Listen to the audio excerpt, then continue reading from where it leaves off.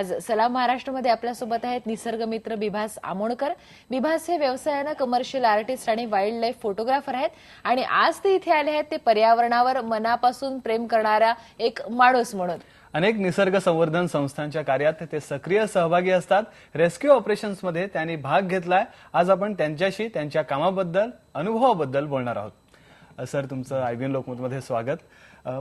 तुम्ही अनेक rescue operations केली आहेत, त्यामध्ये सापाचं रेस्क्यू ऑपरेशन तुम्ही केलं होतं, तर त्याबद्दल थोडंसं सांगा आम्हाला। अच्छा, आता सापांचं जे काही रेस्क्यू ऑपरेशन आम्ही केलं तर ते एक विशिष्ट वेळी केलं होतं, कारण आपल्याकडे जी नागपंचमीला नागांची पूजा केली जाते त्यासाठी मुंबईत खास करून, इतर शहरातही पण मुंबईत खास करून अनेक भागातून साप आणले जातात आणि त्याच्या साधारण नागपंचमीच्या एक महिनाभर आधी गारुडी म्हणजे उत्तर प्रदेश, नंतर राजस्थान, बिहार, बेंगाल, आपल्याकडे खाली कर्नाटका, इकडनं मध्य प्रदेशमधनं गारुडी येतात आणि ते एक महिनाभर आधी आणि आपल्या सबर्बन ज्या हे आहेत स्टेशन्स त्याच्या आजूबाजूला कुठेतरी मोकळ्या जागेमध्ये आपले पाले बसवतात, म्हणजे झोपड्या बांधतात आणि तिथे राहतात।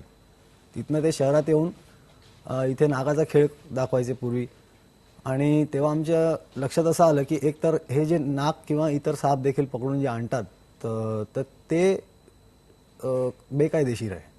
कारण साप जो कुठले आपल्याकडचे जे साप आहेत ते बरेचसे साप म्हणजे त्यातले खास करून नाग जे पूजले जातात ते शेड्यूलवरती प्रोटेक्टेड आहेत, म्हणजे वाईल्ड लाईफ प्रोटेक्शन ॲक्टच्या, आणि त्या अर्थी हे जे आणलेले साप आहेत हे इलिगली पकडून आणलेले असतात आणि तो झाला त्याचा म्हणजे लिगल भाग।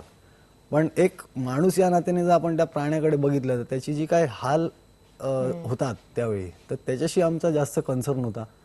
आणि बघितलं तर तुम्हाला आश्चर्य वाटेल की आपण जे एवढ्या भावनेने पूजतो नाग, त्या नागांची जर परिस्थिती तुम्हाला माहिती नव्हती पण सांगितली तर कळेल की हे एक महिनाभर आधी जे साप पकडलेले असतात त्यांचे ते विषारी आहेत नाग, आणि ते चावू नये म्हणून त्यांचे बरेचसे विषाचे दात आहेत ते काढलेले आम्हाला सापडले। आणि आम्ही जेव्हा बघितले नंतर त्यांच्या तोंडामध्ये जो जबडा असतो आणि त्यात पिशवी असते विषाची, तर ती देखील हे लोक काढून घेतात बाहेर।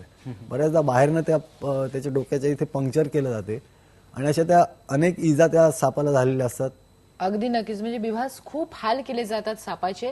तुम्ही त्या सापांची सोडवणूक कशा पद्धतीने केली याबद्दल आम्हाला जाणून घ्यायचं आणि त्याला कसं यश प्राप्त झालं मुश्ताक, इतरही बातम्या आपण पाहणार आहोत। आणि सोबत आपला बिभास आहे, त्यांच्याशी आपण बोलतो आहे रेस्क्यू ऑपरेशन बद्दल आणि निसर्ग संवर्धनाबद्दल। पण इथे घेऊयात एक ब्रेक। पहा फक्त IBN लोक।